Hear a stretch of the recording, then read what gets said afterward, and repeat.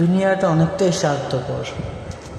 আসলে কথাটা মাথায় আসলো, আমরা সবাই জানি যে আমরা যদি কাউকে বেশি ভালোবাসি, সেও হয়তো আমাকে ভালোবাসবে বা আমি তার কাছে ভালো লাগবো। তো মনে রাখবেন, কাউকে যদি প্রয়োজনের থেকে বেশি ভালোবাসেন, তাহলে হবে কি, কখনো না কখনো ও আপনাকে কোনো না কোনোভাবে কষ্ট দেবে। আর এটাই প্রকৃতির নিয়ম। প্রকৃতির কাউকে কেউ ভালোবাসলে দেখা যায় যে সে কোনো না কোনোভাবে কষ্ট দেয়।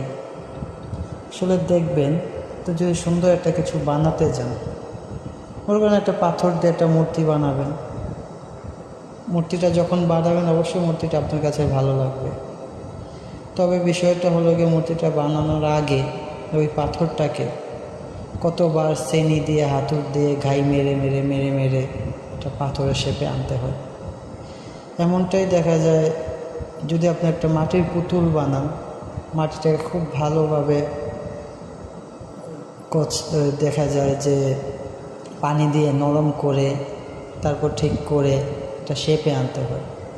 এরকমই আপনি আপনার ভালোবাসার মানুষটাকে একটু শক্ত অবস্থা থেকে ভালোবাসেন।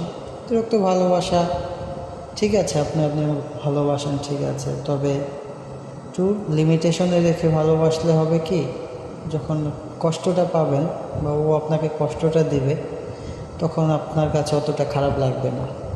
এই